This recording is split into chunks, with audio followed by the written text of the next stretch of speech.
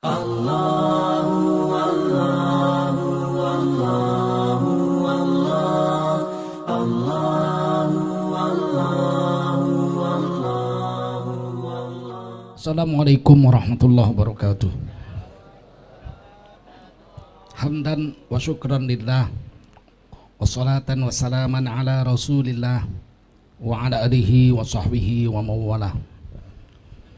Allahumma salli wa sallim ala hadha nabiyil karim sayyidina wa nabiyyina wa habibina wa maulana Muhammadin wa ala alihi wa sahbihi ajma'in. Amma ba'du, qala Allah ta'ala fi kitabihil karim,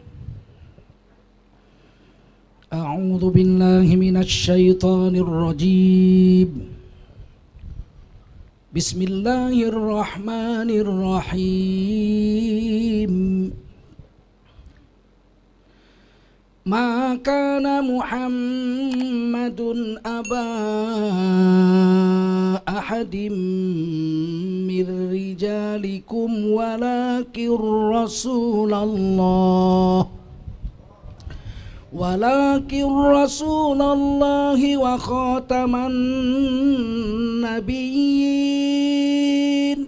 wa kana Allahu bikulli syai'in alima. Ya ayyuhalladzina amanu dzkurullaha dzikran katsira wasabbihuhu bukratan wa asila. Qala Rasulullah sallallahu alaihi wasallam, man kharaja fi talabil ilmi fahuwa fi sabilillahi hatta yarji'. Baginda Rasul bersabda, siapa keluar untuk mendapatkan ilmu, orang itu adalah orang yang berjihad fi sabilillah sampai dia kembali ke tempatnya. Mudah-mudahan kita semua mendapatkan pahala jihad dari Allah Subhanahu wa taala. Amin.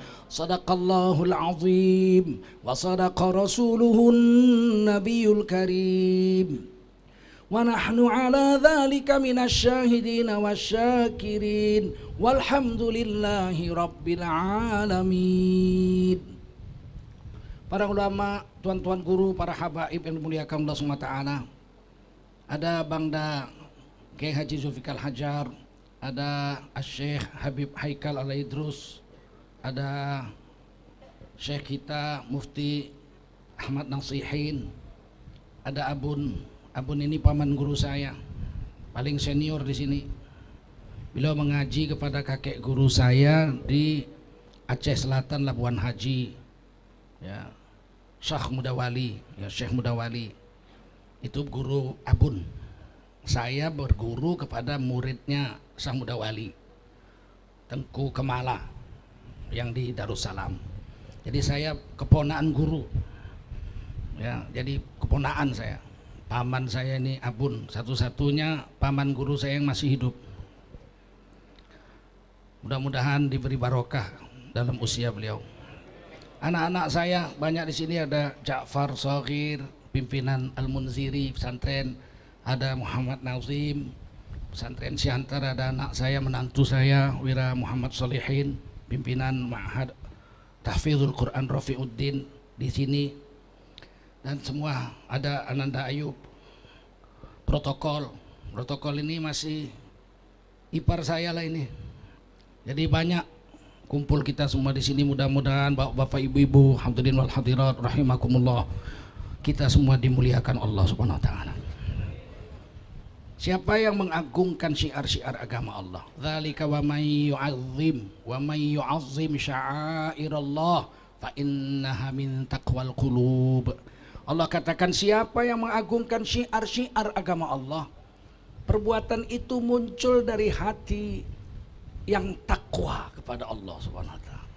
Tidak mungkin orang bejat mau mensyiarkan syiar-syiar agama Allah, tidak mungkin. Karena kata Allah, yang mau mengagungkan syiar-syiar agama Allah itu adalah orang yang bertakwa, hati-hati yang bertakwa. Oleh karena itu dalam kitab Tanwirul Qulub, Al-Imam Al-Ghazali menjelaskan, kita bisa ukur diri kita ini, apakah kita manusia bejat atau kita manusia yang bertakwa, bisa diukur.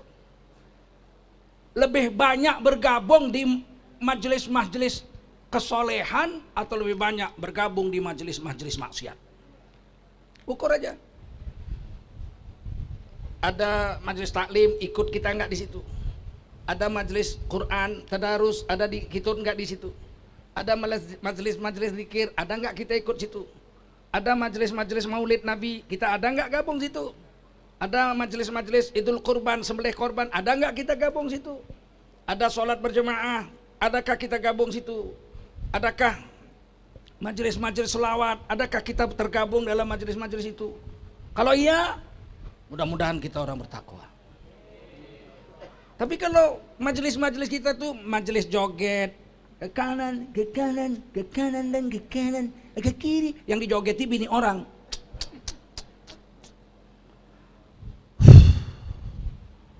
Dulu pejabat-pejabat ini masih punya malu. Kita tidak pernah 32 tahun melihat Pak Harto joget. Nyanyi juga pernah. Begitu menjaganya diri beliau. 32 tahun tidak pernah ada ceritanya Pak Harto nyanyi, naik panggung, nyanyi keroncong kah, atau nyanyi jazz, atau nyanyi pop, apa jangdut kah, atau jogeti istri orang. Pak Harto nggak pernah. Pak Habibie gantinya nggak pernah. Gus Dur apalagi, beliau kiai. Tapi Pak SBY nggak pernah kita lihat joget dangdut sama istri orang. Yang ini aneh. Kalau udah habis rapat pasti main keyboard, ke kanan, ke kanan, ke kanan. Akhirnya diturun lah karena dari atas begitu sampai ke bawah begitu. Ingat-ingat pesan Imam Ghazali. Kalau pada majelis-majelis maksiat kau tergabung di situ, berarti kau bukan orang bertakwa. Itu aja, hidup ini bisa diukur kok. Oh yang tahu itu Allah semuanya. Ya Allah tahulah, Allah Maha tahu. Tapi kita itu diberi gambaran oleh Rasul, diberi batasan-batasan oleh para imam, para ulama-ulama kita. Diberi itu.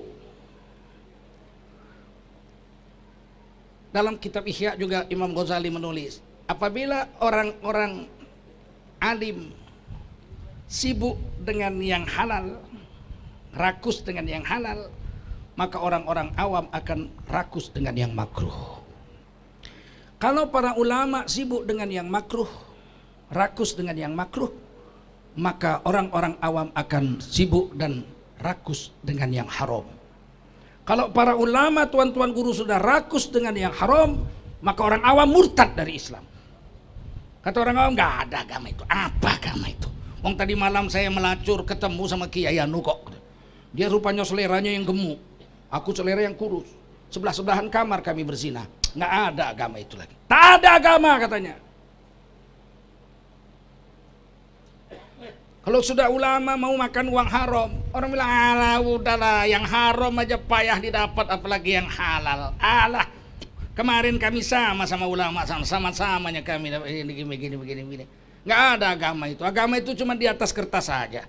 Yang penting kenyang, tenang, menang, habis. Hati-hati kita. Hati-hati. Ini akhir zaman. Akhir zaman ini innal islama bada'a ghariban wa sayaudu ghariban. Sesungguhnya Islam mula-mula datang aneh dirasa orang. Dulu orang kalau mau berzina, zina aja. Disediakan fasilitas sama bapaknya. Beberapa golongan orang jahiliyah, kalau anaknya udah cukup umur, dibikinkan kamar di depan, tancap bendera depan rumahnya. Artinya apa? Ini anak sudah siap dibuahi. Maka berduyun-duyun laki-laki yang bujangan menzinahi anak ini. Sampai hamil, udah hamil stop. Anak sudah hamil. Nah, ditunggu lahir anaknya, dilihat wajahnya. Wah, ini mirip si Joko nih katanya. Panggil kok, ini anakmu, bawa pulang istrimu. Jadi selesai. Gila bener. Disediakan tancap bendera. Mau berzina bilang aja mau kemana? Mau zina. Mau kemana? Mau bunuh orang. Mau kemana? Mau mabuk. Nggak peduli mereka. Terang-terangan aja mereka mau jahat. Istri nggak ada harganya dulu istri. Istri boleh digade zaman dulu. nikah, dah kepepet nggak ada duit, bawanya istrinya tempat temannya. Udin, nih bini gua pinjam dulu 300.000. Kenapa? Loh, jaminannya apa? Bini gua. Sampai kapan? Sampai gua tebus, nanti bini gua ambil lagi. Selama belum ditebus, ya udah sama kamu aja bini saya. Betapa gilanya zaman itu. Kalau kita mau ceraikan istri, cerai aja. Udah pulang kau ke rumah bapakmu, angkat bajumu pulang. Nggak ada urusan, nggak dapat apa-apa, harta nggak ada. Saya suka hatinya aja. Tapi kemudian datang Islam. An-nikahu sunnati faman lam ya'mal bisunnati falaisa minni. Nikah itu sunnahku, kata Nabi. Siapa berani melakukan hubungan suami istri tidak melewati pernikahan, bukanlah orang itu dari umatku. Jadi kalau mau ya nikah. Saya nggak mau, saya nggak ada nafsu, nggak bisa saya hubungan sama perempuan. Nggak usah nikah, nggak berdosa kau. Tapi kalau ada nafsumu, kau kepingin melakukan hubungan suami istri, tidak ada cara lain, kata Nabi. Mesti lewat nikah, lewat sunnahku, kata Nabi. Dan mau nikah itu ada adab-adabnya. Adab-adab itu ta'aruf dulu. Ta'aruf boleh lihat wajah telapak tangannya, berpahala. Kalau mau dinikahi. Tapi kalau nggak mau dinikahi, diplotot itu. Emak. Kalau mau dinikahi, berpahala melihat wajah dan telapak tangannya. Ta'aruf, cocok, khitbah, dilamar. Boleh ditentukan waktunya kapan. Dan haram hukumnya, keluar hadis Nabi, haram hukumnya melamar perempuan yang sudah dilamar orang. Sampai si pelamar itu memutuskan gak jadi, baru boleh dilamar lagi. Ada hukum-hukum. Nikah, udah nikah mau cerai. Abghadul halal indallah at-talaq. Ada benda yang halal tapi paling dibenci Allah, yaitu cerai. Daripada haram, biniknya ditepui tiap hari, jab kanan, jab kiri, uppercut. Ya lebih baik cerai, betul nggak? Meskipun cerai itu dibenci Allah, tapi daripada digebukin. Atau istri kita tukang joget, kita lagi zikir di masjid, subhanallah, subhanallah, subhanallah. Tiba-tiba lari-lari anak kita, Pak, itu ada keyboard Pak. Iwak pengen. Siapa itu? Mama Pak, lagi joget sama Pak RW Kumis. Terus kita bilang apa? Mamamu memang dari dulu ya begitu. Subhanallah. Nah, sedikit pun gak ada pahala kita di situ. Paham?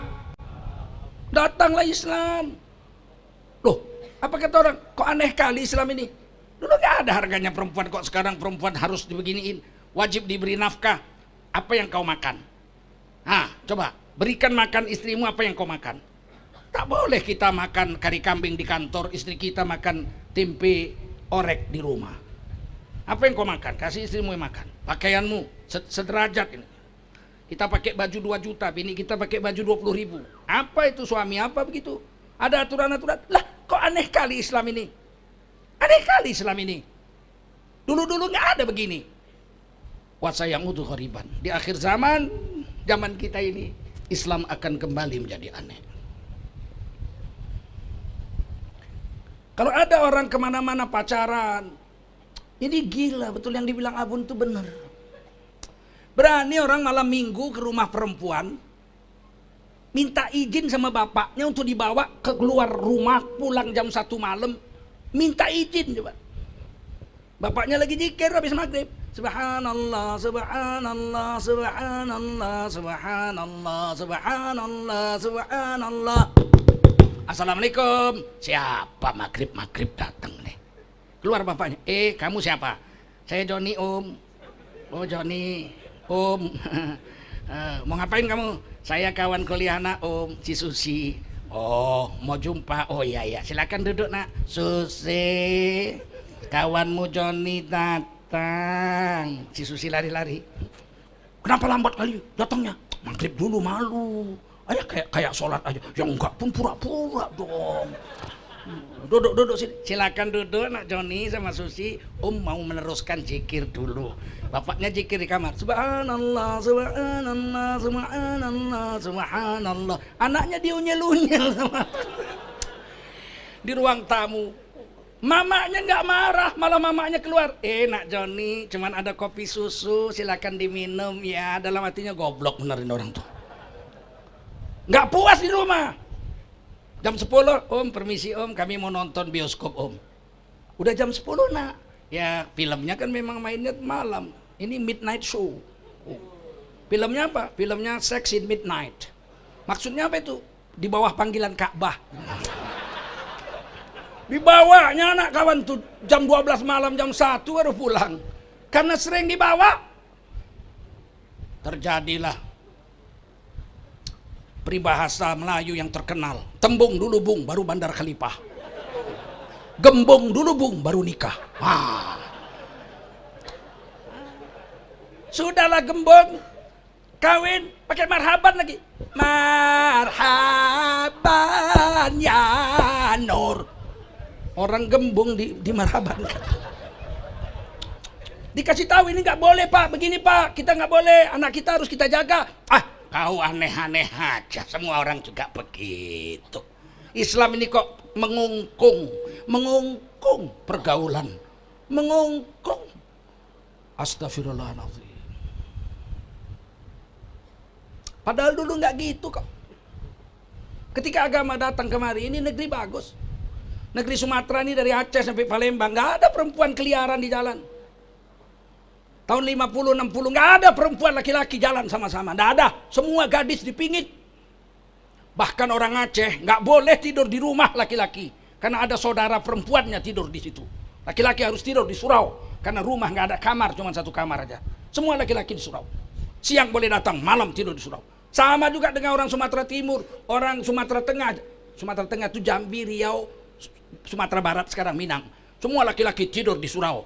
Nggak boleh tidur di rumah laki-laki. Kenapa? Karena ada saudara perempuannya yang tidur di rumah di kamar, satu-satunya kamar.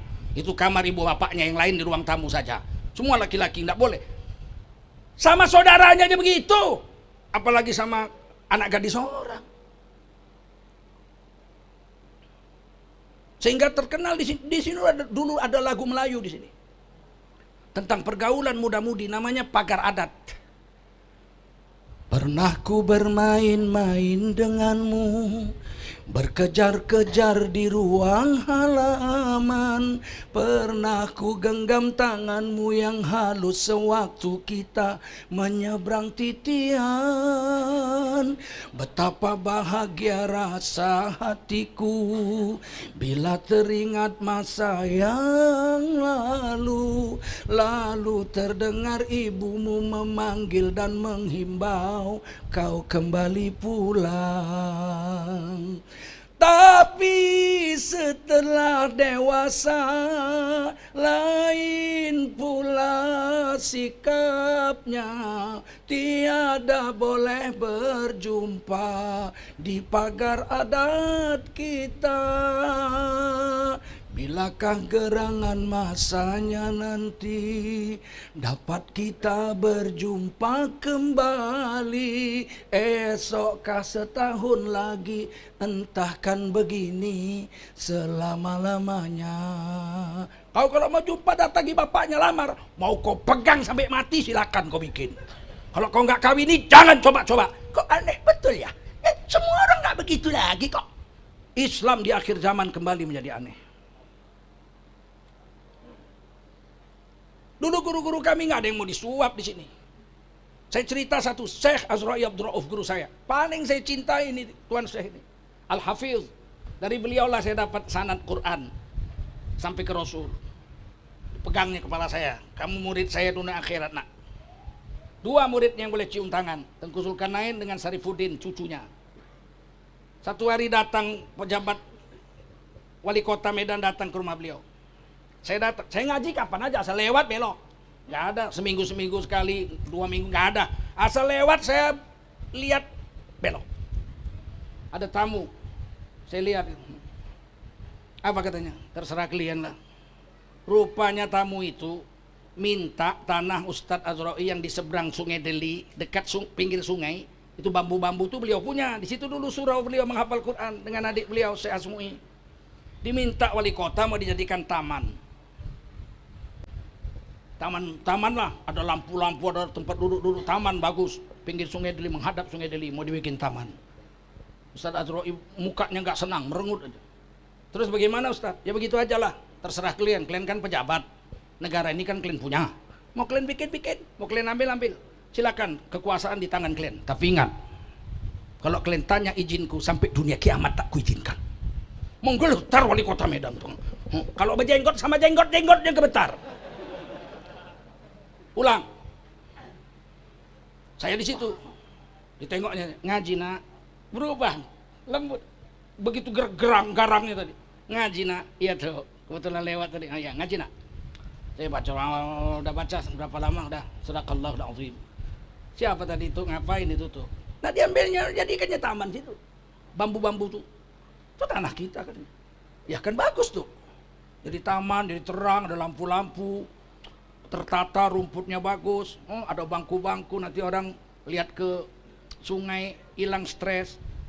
Ya, dikau membela dia juga katanya. Enggak. Cuman bilang aja, alangkah bodohnya dikau nak. Kita mengaji di rumah nih nak, membereskan Quran tahsin, mengulang hafalan di rumah nih. Nanti di situ orang bergitar-gitar. I love you baby, I love you. Bagaimana lah akal kau Tengku Zulkarnain katanya. Allah. Memang anak muda itu harus berguru sama orang tua. Jauh ke depan pandangannya itu. Tak bisa saya bayangkan tuh nanti kalau jadi taman itu coba. Berdua-dua orang sebelah-sebelahan sambil nyanyi-nyanyi ya enggak? Cinta karet, cinta sampai lengket. Awak di situ Bismillahirrahmanirrahim. Macam mana ada rahmat Allah begitu? Padahal duitnya banyak. Kalau itu jadi taman duitnya banyak. Nggak mau, Ustaz Azrul Abdul tak mau. Saudara-saudaraku, anak-anakku, kami itu setiap ngaji bawa amplop. 200 perak, 300 perak, habis ngaji 300 rupiah satu amplop itu, 400, 500. Saya Tengku Zulkarnain paling banyak ngasih, 5.000, 20.000. Kalau saya ngasih sekali datang 5.000, 20.000 satu amplop. Perasaan saya lah paling banyak ngasih. Biar saya ngatuk nih sama saya Ustadz Azrul ini. Setelah beliau wafat, beberapa hari kemudian kami datang situ, dipanggil sama nenek perempuan itu, istri beliau. Sini kalian nak, mari sini. Masuk ke kamar depan, ada lemari jati. Dibuka nih lemari, amplop semua isinya. Dari bawah sampai atas amplop. Apa kata atuk perempuan? Inilah amplop kalian nak selama ini mengaji. Ditumpuk di sini, nanti kalau datang orang minta sedekah diambil segenggam. Kasih sama tukang minta sedekah segenggam. Ada orang minta sumbangan diambil segenggam. Kasih. Kadang-kadang ada yang minta banyak untuk pesantren, diambil satu tas plastik. Kasih. Tak pernah dibukanya. Tak pernah kami pakai ini duit-duit ini, kami makan dari hasil kebun dan lain-lain. Kalau ini tidak pernah. Saya lah yang paling keras menangis itu. Ya Allah, jadi duitku ditengok pun tak pernah. Jangan dimakan, jadi tengok pun tak pernah. Saya masih jumpa guru-guru begini. Syekh Dahlan Musa, guru saya. Kalau ini lama saya belajar fikih. Dari muda saya sampai beliau wafat. Satu hari datanglah Profesor Dr. Aslim Siotang ke situ, bawa duit 2 tas. Duit cash 2 tas. Ustadz, ini duit cash, duit halal dari hasil mengoperasi mata orang. 1 mata 2 juta. 2 mata 4 juta. Waktu itu. Pokoknya ini duit dari hasil operasi, ini duit halal, kata Profesor Aslim. Maksudmu untuk apa duit ini? Maksud saya Ustadz, rumah Ustadz ini mau saya bangun baru ini. Rumah ini udah jelek, atapnya sudah bekarat, sengnya udah bekarat. Saya akan bangun karena kami ngaji di sini. Alangkah malunya kami, rumah kami besar-besar, kami banyak duit, ngaji rumah beginilah jeleknya. Lantai semen. Kami hancurkan ini, kami bangun baru Ustadz, yang bagus, yang mewah, duitnya ini cukup untuk membangun rumah itu. Diam, Wak Dahlan Musa ini diam dia. Beginilah sebentar ya. Dia masuk ke dalam, beliau sholat 2 rakaat. Keluar masih basah-basah wajahnya. Apa dia bilang? Beginilah Aslim. Belum runtuh lagi rumah lama nih, sudah mati aku. Alangkah malunya aku sama Allah. Jangan kau pikir rumah ini jelek, terus lapuk, tumbang. Belum runtuh rumah ini, aku udah mati. ambil duit kau pulang. 1 rupiah pun tak mau. Ketika beliau wafat, beliau minta dipikul, jangan dibawa pakai mobil mayatnya. Inilah penghargaan terakhir dari murid-murid. Tolong dipikul jenazahnya jalan kaki dari Darussalam ke Sungai Batu Gingging. Kami pikul rame-rame. Saya lihat Dr. Aslim berdiri depan rumah beliau, nggak mau jalan-jalan. Orang udah jalan, saya datangi, saya lihat nangis beliau. Ayo Pak Dokter, kita jalan. Kawan-kawan udah jalan. Ditengok rumah tuh. Terus apa kata beliau? Ustaz, betul kata guru kita ya. Belum runtuh lagi rumah ini sudah wafat guru kita. Ditengoknya seng bekarat, seng itu bekarat Ustaz. Tapi belum tumbang lagi rumah ini, guru kita udah wafat. Nggak laku sama beliau duit. Kami pun jalanlah sampai ke kubur. Begitu jenazah dimasukkan, dibuka mukanya mau dimasukkan, mau diciumkan ke tanah, berkeluar cahaya kuning seperti emas dari wajah beliau. Padahal tengah hari, terik, jam 2 siang. Di bulan Ramadan. Seminggu sebelumnya wafat guru kita juga, Syekh Mahmud Syihabuddin. Seminggu sebelum Ramadan. Tuan guru kita ini, Wak Dahlan, seminggu setelah Ramadan. Sisa selisih 2 minggu saja. Nah ini saudara-saudara yang mulia, kami masih jumpa guru-guru seperti itu di Sumatera Utara ini. Kalau kami ngaji nggak bayar. Ngaji tempat Tuan Mahmud Syihabuddin itu habis ngaji dikasih makan nasi goreng. Kasih makan nasi goreng pakai telur. Saya ingat yang dibahas kitab Mahali terakhir sampai jilid 2 sebelum beliau wafat. Saya dengan bangga tuh ngaji, wah dapat duit banyak, saya kasih 20.000. Besok beef stick. Minggu depan nasi gorengnya nggak pakai telur, pakai beef stick. Gak ada dimakannya duit kami. Hidup berkah guru-guru kita. Hari ini orang-orang yang seperti ini akan dibilang aneh, sok suci. Orang nggak malu-malu lagi sekarang ceramah pakai tarif. Kalau nggak bayar segini nggak bisa saya datang. Bagaimana hari ini agama nasibnya? Kalian generasi muda, anak-anakku, santri-santriku semua, kalian jaga ini harga diri agama di negeri ini. Siap? Jangan kalian hargakan agama dengan duit. Seluruh dunia dan isi-isinya ini, kalau dibanding agama, tidak ada apa-apanya. Kata Nabi, rakaat al-fajri khairul laka minad dunya wa ma fiha. Salat 2 rakaat, salat sunat sebelum subuh lebih baik dari seluruh dunia dan isi-isinya. Apa artinya dunia ini? Dengan 2 rakaat salat sebelum subuh lebih baik nilainya di sisi Allah daripada seluruh dunia dan isi-isinya. Kalau kita ucap subhanallah, subhanallah, tumbuh 1 pohon di surga. Dalam kitab Riyadhus Shalihin dikatakan besar batangnya. Tidak selesai dikelilingi kuda 100 tahun. Besar batangnya. Cara menanamnya, orang beriman dengan 1 kalimat subhanallah di dunia. Semua ucapkan subhanallah. Subhanallah. Kalian semua dapat 1 pohon di surga. Saya dapat 1 hutan. Karena saya yang suruh kan. Sekali lagi subhanallah. Subhanallah. Kalian dapat 2 pohon, saya dapat 2 hutan. Pohon kayunya tidak selesai dikelilingi kuda 100 tahun batangnya itu. Apalah artinya dunia ini? Kita punya 1 istri solehah, istri yang taat sama Allah sama Rasul, menyenangkan hati kita ketika kita sedih, memberi semangat kepada kita ketika kita lemah beribadah, menjaga harta dan harkat dirinya ketika kita tidak ada di rumah. Itu kata Nabi, ad-dunya mata wa khairul mata'iha al-ma'ratus salihah. Dunia ini memang perhiasan, tapi perhiasan termahal di dunia adalah seorang istri yang solehah. Paham Glenn?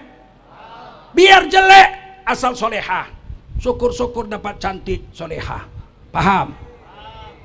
Ini mau kawin kalian cari yang hidungnya mancung, kulitnya putih, tapi Salome.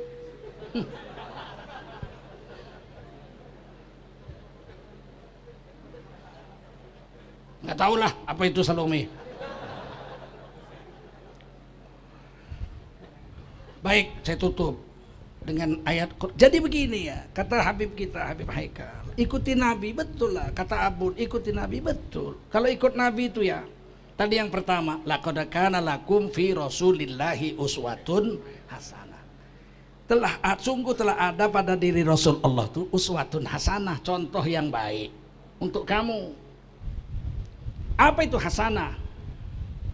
Hasanah itu baik, Ustaz? Bukan. Baik khairat, khair. Hasanah bukan baik. Nabi mengatakan hasanah itu wal hasanatu bi asyri amsalihah. Hasanah itu dibayar 10 pahala. Ya kan? Man qara'a harfan min kitabillah fahuwa bihil hasanah wal hasanatu bi asyri amsalihah. La aqulu alif lam mim harfun walakin alif harfun wa lam harfun wa mim harfun. Siapa baca Quran 1 huruf dia dapat 1 hasanah. 1 hasanah dibayar 10 pahala. Aku tidak katakan alif, lam, mim 1 huruf, tapi alif sehuruf, lam sehuruf, mim sehuruf. Siapa baca alif, lam, mim, dia dapat 3 hasanah, dibayar 30 pahala. Pada diri Rasul Allah itu kalau kita ikut, ada hasanah. Hasanah dibayar 10 pahala. Masuk WC aja, kita dapat 90 pahala. Masuk WC aja, ikut Nabi ya. Tutup kepala, 1 hasanah. Nabi masuk WC tutup kepala. Kalau enggak dikencingi setan. Ada pula kiai bilang, mana ada setan kencing? Loh, kok enggak ada setan kencing? Nabi bilang setan kencing kok. Di mana kencingnya setan? Di kuping orang yang azan subuh enggak bangun subuh, sholat subuh. Bayangkan seminggu enggak sholat subuh, apa enggak bekarat kupingnya itu? Mau ditanya di mana setan kencing? Di kuping orang yang mendengar azan tidak sholat subuh. Terus ada kiai bilang, kalau setan kencing bentuknya macam mana? Jadi setanlah kau biar kau tahu bentuknya. Kita tak perlu tahu bentuk kencing setan. Kalau kata Rasulullah setan kencing, kita percaya bahwa setan itu kencing. Setan terkentut-kentut. Setan kentut nggak? Kentut. Mendengar azan, setan terkentut kan? Macam mana kentut setan? Ya, jadi setan. Kadang-kadang kiai ini banyak aneh-aneh. Saya dengar tuh di YouTube, alah, aneh-aneh. Tutup kepala, 1 hasanah 10 pahala. Langkahkan kaki kiri, 1 hasanah 10 pahala. Baca doa Allahumma inni a'udzubika minal khubuthi wal khaba'ith, 3 hasanah 30 pahala. Jongkok, buang air kecil, 4 hasanah 40 pahala. Istibra, 5 hasanah 50 pahala. Istinja, meskipun hukumnya wajib, istinja itu bukan sunat, dicuci dengan air, dapat berapa? 6 pahala, 6 hasanah, 60 pahala. Tutup aurat dalam WC supaya keluar WC nggak dilihat orang lagi aurat kita. 7 hasanah 70 pahala. Langkahkan kaki kanan keluar WC. 8 hasanah 80 pahala. Baca doa. Alhamdulillahilladzi adhaba 'anil adza wa afani. Selama di WC dapat 90 pahala. Kalau 1 hari 10 kali masuk WC, 900 pahala. Kalau 60 tahun, kata Allah, Iqra kitabak, baca kitabmu. Kita buka, masuk WC, masuk WC, masuk WC, 90 pahala, 90 pahala, 90. Jangan-jangan kita masuk surga gara-gara masuk WC. Hari ini kita nggak paham bahwa pada diri Rasul Allah itu ada uswatun hasanah. Rugi di mana ngikut Rasul? Nggak ada ruginya. Salawat, man shalla alayya salatan wahidatan sallallahu alaihi wasallam.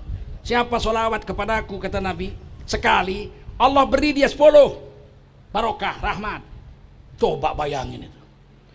Walaupun salawatnya itu nggak pakai lagu, nadanya do semua. Allahumma sholli ala Sayyidina Muhammadin wa ala ali Sayyidina Muhammadin, 10 pahala. Ulang lagi, Allahumma sholli ala Sayyidina Muhammadin wa ala ali Sayyidina Muhammadin, 10 pahala. Atau dia lagukan pakai lagu Arab, Allahumma sholli wa sallim wa barik ala Sayyidina wa maulana Muhammadin. 10. Cuman gak semua bisa. Mana semua bisa tuh, lagunya payah. Oh itu lagu Arab, saya mau lagu Indonesia, lagu pop, lagu biasa. Silakan. Allahumma semua sholli wa sallim ala Sayyidina wa maulana Muhammadin adadama bi'ilmillahi salatan daimatan bidawamil mulkillahi. 10 pahala. Cuman panjang lama. Mau lagu Jawa? Silakan. Allahumma sholli wa sallim wa barik ala sayyidina wa maulana Muhammadin. 10 pahala. Nggak dibilang malaikat, lagu Jawa nggak enak, coret aja.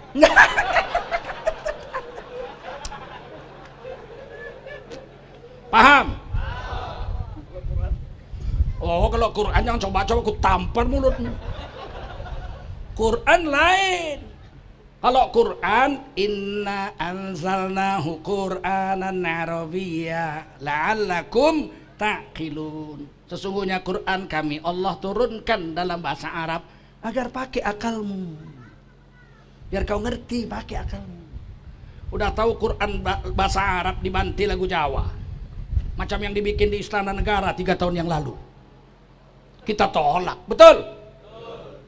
Belakangan dibikin lagi undang-undangnya RUU HIP, ketuhanan berkebudayaan. Maksudnya untuk mendukung itu.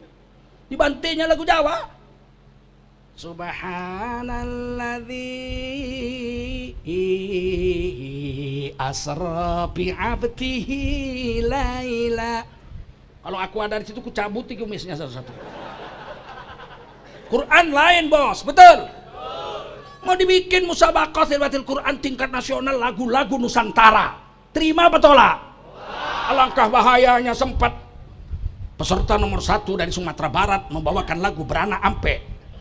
Indak dape sama sobujang yo urang oi Baranak Ampe den nanti juwo den nanti juwo. Dibacanya Quran wadduha walaili idza saja. Ku tabok kan muncul. Dan itu mau dibuat. Kalau itu jadi undang-undang, siapa yang protes? Quran dibikin lagu daerah, ditangkap yang protes karena melanggar undang-undang ketuhanan berkebudayaan. Kita terima apa tolak? Jangan begitu, kita ini rahmatan lil alamin. Bukan itu maksudnya rahmatan lil alamin. Kalau salah ya kita protes, betul? Ini Pak, maafkan saya Habib, agak panjang sedikit. Orang bilang nggak boleh pemimpin dikritik, pemimpin tuh nggak boleh diprotes, apalagi di demo. Itu yang demo 212 itu ada kiai mengatakan gitu, adalah kumpulan kebun binatang. Nanti jumpa gua ajak kungfu kalah juga nya dia. Iya, kadang-kadang jijik juga awak lihatnya. Siapa bilang imam atau pemimpin nggak boleh dikritik, nggak diprotes, nggak boleh di demo, nggak boleh. Siapa bilang? Demo itu kan mengungkapkan kata-kata demo itu. Saya kasih contoh bahwa pemerintah, imam, pemimpin boleh dikritik, boleh diprotes. Sholat berjamaah. Sholat berjamaah imam wajib ditaati, betul? Imamnya ruku kita wajib ruku, imamnya berdiri kita wajib berdiri, betul? Kalau imamnya baca surah Al-Kahfi, tahankan kalian di belakang tuh. Jangan kalian protes. Panjang kali Ustaz, tukarlah inna atau inna, batal sholatmu. Tapi ada aturan yang mesti ditaati oleh imam dan makmum. Ada syarat, ada rukun, betul? Ada sunat, ab'ad di situ sunat hayat. Kalau imamnya sholat maghrib tidak tahiyat awal, tiba-tiba langsung berdiri aja dia rakaat ketiga tahiyat awal. Dalam mazhab Syafi'i tengok dia kalau udah sempat berdiri, gak usah kau bilang subhanallah, ikut aja berdiri. Kalau nanti dia duduk, salat maghribmu 4 kali berdiri, sedangkan berdiri itu rukun. Kalau dia nggak tahiyat awal, dia udah sempat berdiri, ikut berdiri, tinggalkan tahiyat awal. Kalau imamnya ingat sebelum salam, dia ingat tidak tahiyat awal, maka imamnya sujud sahwi sebelum salam. Fil alamina innaka hamidum majid, dia sujud sahwi. Kalau imam sujud sahwi, kita makmum ikut. Nggak bisa bilang, berhubung yang salah sampean, saya nggak usah. Nggak bisa ikut sujud, betul? Baru salam. Seandainya imamnya tidak ingat, sama sekali bahwa dia tidak tahiyat awal, maka begitu dia assalamualaikum warahmatullahi, assalamualaikum warahmatullahi, makmumnya ingatkan, tuan imam tadi tidak tahiyat awal. Masya Allah, bener ya, bener. Maka imamnya langsung takbir, Allahu Akbar, sujud sahwi. Makmum ikut, nggak bisa tuh. Udah gua kasih tahu lu salah, lu tanggung sendiri salah lu. Nggak bisa, kita harus ikut sujud sahwi. Kan dikasih tahu, betul. Itu kalau sunat. Kalau yang tinggal rukun, sholat isya, imamnya sholat Allahu Akbar, tiba-tiba apa? Bismillahirrahmanirrahim, wadduha, wallaili idza saja. Kita ucapkan dong. Ingatkan dia salah, subhanallah. Betul. Disambungnya, walal akhiratu khairul laka minal ula. Separuh masjid mengingatkan. Separuh masjid, subhanallah. Wala saufa yu'tika rabbuka fatardo. Tangkap tengkuknya, sepakkan ke pinggir.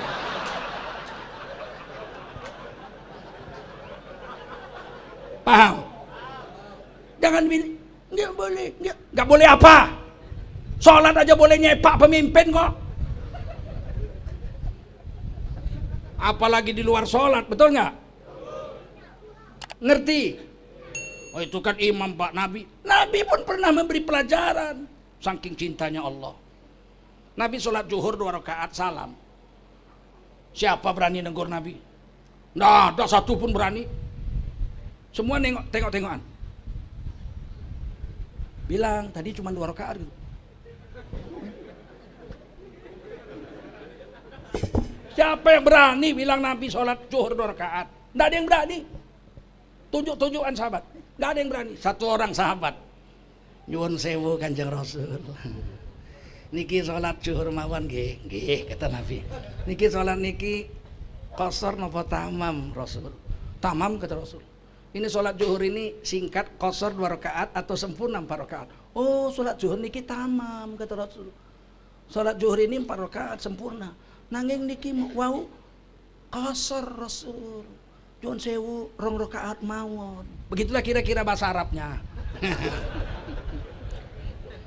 Minta maaf Rasul ini sholat dipendek atau sempurna? Sempurna kata Nabi. Tapi minta maaf ya Rasul, 1000 kali minta maaf. Sholat ini zuhur 2 rakaat tadi. Maka Rasul tanya sahabat, berapa rakaat? 2 ya Rasul. Berapa rakaat? 2 ya Rasul. Berapa? 2. Rasulullah berdiri, Allahu Akbar, nyambung rakaat ketiga sampai rakaat keempat. Kemudian Nabi sebelum salam sujud sahwi. Sahabat semua sujud sahwi. Apa kata Nabi? Allah sengaja membuat saya lupa hari ini untuk mengajarkan kepada kamu bagaimana caranya melakukan sujud sahwi. Begitu agungnya Rasul. Masih dikasih tahu oleh sahabat Zuljadin radhiyallahu anhu. Di sini hadis Bukhari.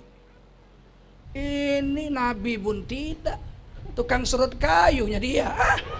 Nggak boleh dikritik. Allah, mentiko kali pun kau.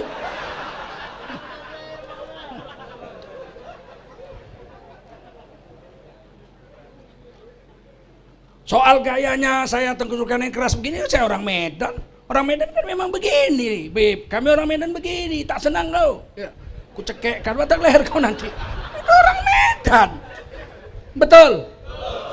Jangan ditukar Tengku Zulkarnain ceramah harus seperti orang Jogja. Nggak bisa saya. Kalau mau seperti orang Jogja, panggil orang Jogja kemari ceramah. Kalau Tengku Zulkarnain beginilah. Buka kulit tanpa isi, ya enggak? Ya begini. Tapi Rasulullah, sahabat Nabi ada yang seperti saya. Pasti ada sahabat Nabi yang modelnya seperti saya. Percaya nggak? Percaya nggak? Ada sahabat Nabi yang seperti saya pasti. Tapi ada juga sahabat Nabi yang seperti Habib. Ada sahabat Nabi yang seperti Ustadz Mukti. Ada dong, betul nggak? Ada. Tapi nggak ada sahabat Nabi yang mencela-mencela. Jamin nggak ada. Semuanya radhiyallahu anhum ajma'in. Betul? Nggak ada itu. Hari ini ubi, besok tape. Nggak ada sahabat Nabi begitu. Sekali tidak sahabat Nabi sampai hari kiamat. Betul? Kalian begitu? Paham? Ini mau milih wali kota nih.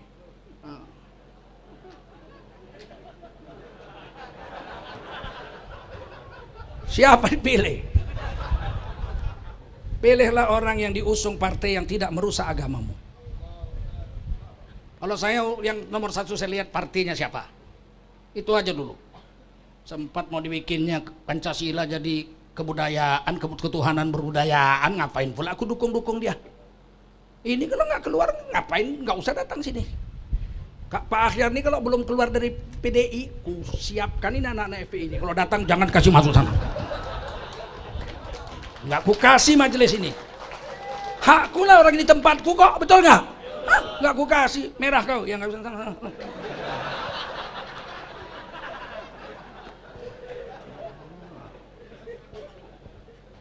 Kata nenek moyang kita, kalau ada pisang awak, buat apa pisang lilin? Kalau ada orang awak, buat apa orang lain, ya enggak? Ya kan? Nah, kemarin di Jakarta, Anies lawan Ahok. Aku pilih lah pisang awak, ngapain ku pilih pisang lilin, betul nggak? Nah, di sini pun gitu, Edi lawan Sihar. Aku pilih lah pisang awak, ngapain pula aku pilih pisang lilin, betul? Ada juga kiai yang jadi tim sukses ke sana. Ada. Partai Islam lagi taruh di Kedai Tua. Aduh. Partai Islam gambar Ka'bah diletak di Kedai Tua. Hamangoy. Sambil main gitar dia lihat gambar Ka'bah tuh. Lisoy, lisoy, lisoy, lisoy. Oh parmitu.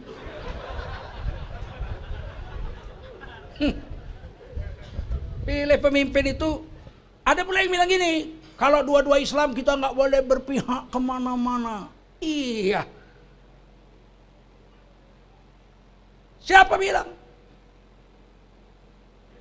Waktu Rasulullah wafat hampir bertengkar sahabat di Saqifah Bani Sa'idah.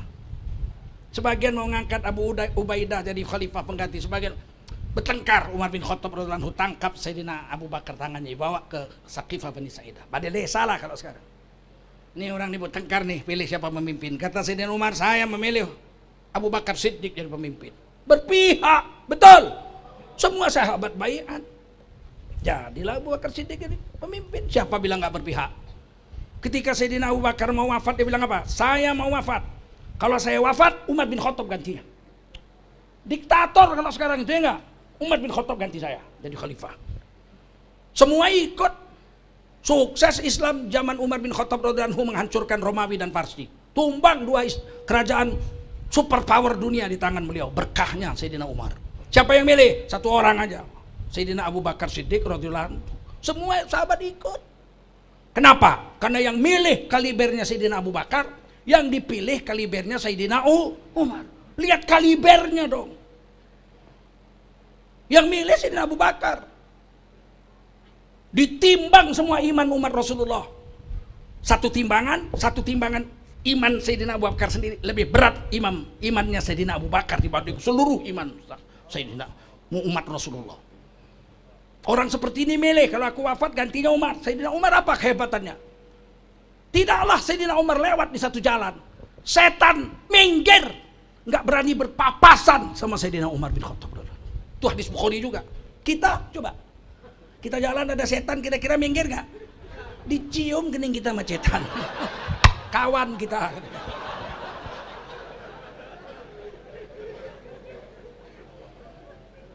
Berpihak apa enggak? Berpihak. Ketika yang paling jelas ketika Sayyidina Ali dengan Sayyidina Muawiyah, sahabat berpihak. Sayyidina Abu Musa al-Ash'ari berpihak pada Sayyidina Ali. Sayyidina Amr bin As radhiyallahu anhu berpihak kepada Sayyidina Muawiyah. Kurang hebat. Siapa rupanya Amr bin As? Orang hebat, orang besar. Gubernur Mesir. Siapa rupanya Sayyidina Muawiyah? Adik ipar Rasul. Istri Nabi SAW, anaknya Sayyidina Abu Sofyan, namanya Umi Habibah. Namanya Umi Ramlah, gelarnya Umi Habibah. Beliau ikut suaminya Abdullah bin Jahsh, adik Abdullah bin Jahsh, Ubaidillah bin Jahsh, hijrah ke Ethiopia. Di tengah kota sana suaminya murtad masuk Kristen. Terlunta-luntalah seorang wanita cantik jelita, anak bangsawan Quraisy, pemimpin besar pasukan jahiliyah kafir Quraisy. Abu Sofyan masih kafir waktu itu. Anaknya terlunta-lunta di negeri orang, dinikahi Nabi. Jadi istri Nabi digelar Umi Habibah radhiyallahu anha.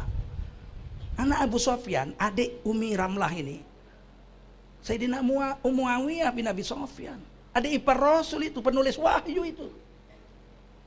Maka kita ahli sunnah tidak berani menghukum kedua-duanya. Betul nggak? Tidak berani kita menghukum kedua-duanya. Cinta sama Sayyidina Ali. Oh, digores hati ini. Sayyidina Ali isinya. Kalau ada Sayyidina Ali di sini, datang orang membunuh. Mana Sayyidina Ali kubunuh? Bunuh Tengku Zulkarnain dulu. Tidak bisa, apalagi Rasul. Sayyidina Ali gak boleh kau sentuh rambutnya. Tapi kan sahabat berpihak.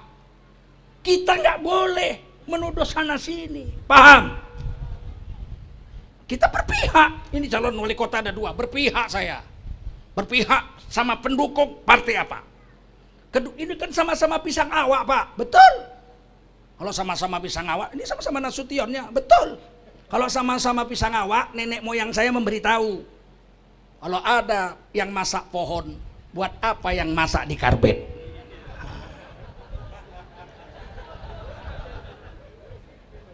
Yang masak di pohon kuning kulitnya, yang masak di karbet kuning kulitnya, sama kuning. Iya, tapi kalau dimakan yang karbet rasanya kepet.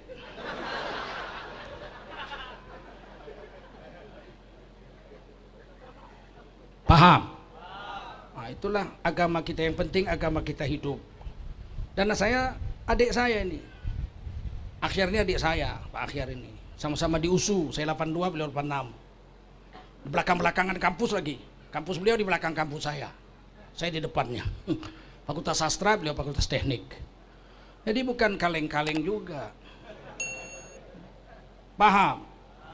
Kalau anak-anak, tunggulah masak dulu. Masih 28 tahun, tunggu 10 tahun pun belum 40 umurnya.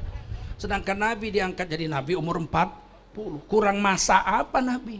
Tadi ceritakan Habib, dari kecil Nabi udah ditempa. Kehilangan ayah, kehilangan ibu, kurang mateng apa? Jalan dibawa pamannya berdagang ke Syam umur 12 tahun. Bayangin itu, terik matahari begitu. Kurang apa, hebat apa Nabi? Umur 25 bawa dagangan Ibunda Khadijah, jadi pimpinan rombongan, kurang hebat apa Nabi? Perang Fijar ikut, Nabi perang Fijar dalam sejarah. Mengumpulin panah-panah untuk paman-paman beliau. Kurang mateng apa? Diangkat Allah umur 40. Nggak bisa rupanya Nabi diangkat umur 25. Bisa, tapi ini untuk ibrah sama kita. Hei, angkat orang yang umurnya mateng. Jangan pemimpin anak-anak. Imratus Sibyan, pemimpin anak-anak itu paling ditakuti Nabi itu. Main karbet aja. Paham? Nah, ini cerita politik dikit nggak apa-apa. Boleh. Ini kan tempatku ini. Tuan rumah ini enggak. Itu ajalah saya pikir. Saya tutup. Kalau kita cinta sama Allah, ikuti Nabi. Fattabi'uni yuhibbukumullah. Kalau ikut sunnah Nabi, pertama dapat uswatun hasanah, dapat hasanah 10 pahala. Kedua dapat mahabbah, dapat cinta dari Allah dan Nabi. Mahabbah yuhibbukumullah. Kata Nabi, pakaian terbagus putih. Itu kecintaan Allah. Pakailah baju putih, putih kesukaan Allah. Hadis Tirmidzi. Kapan kan mayat-mayatmu dengan kain putih? Putih kesukaan Allah. Jadi kalau kita pakai baju putih 24 jam Allah mahabbah sama kita. Tidur pun kita Allah beri mahabbah, Allah beri cinta. Apalagi sholat pakai baju putih, Allah beri cinta. Apa nggak boleh pakai batik? Sholat boleh, cuman kasihan yang di belakang kita. Ditengoknya kriwil, kriwil, kriwil. Macam mana buat ini? Kriwil, kriwil. Apalagi kalau gambar macan itu. Kalau putih kan aman aja orang belakang kita. Allah kasih mahabbah. Apalagi dalam kubur. Kalau dikubur pakai kapan putih, bolehnya pula dikubur pakai baju kain kotak-kotak. Boleh nggak? Boleh. Boleh. Cuman siapa yang berani? Berani. Ditengok malaikat mungkar nakir. Kotak-kotak kau.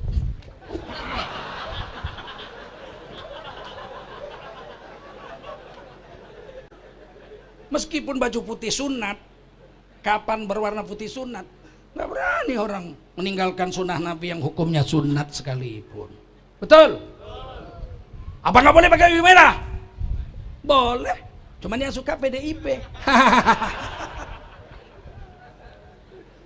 Udah dua ya, uswatun hasanah, dapat hasanah, dapat mahabbah. Wa yaghfir lakum dzunubakum, dapat maghfirah. Dapat maghfirah. Seperti ini nih, ngaji nih, taklim. Ini sunnah Nabi. La yaqudu qaumun yadhkurunallah illa hafathumul malaikat. Siapa duduk begini mengingati Allah, mencarakan halal haram, hukum agama, mengagungkan agama Allah. Begitu kita berdiri mau pulang nanti, menjerit malaikat di langit, qumu maghfuran, berdirilah kamu, dosa-dosa kamu sudah diampuni oleh Allah SWT. Jadi menjalankan sunnah Nabi itu selain dapat hasanah 10 pahala, dapat mahabbah, dapat maghfirah. Paham? Puasa sunnah Nabi dapat maghfirah, salat sunnah Nabi dapat maghfirah, ampunan dosa, pergi umroh sunnah Nabi dapat maghfirah, salawat Nabi dapat maghfirah, istighfar dapat maghfirah, sedekah dapat. Terakhir, wallahu ghafurur rahim, dapat rahmat.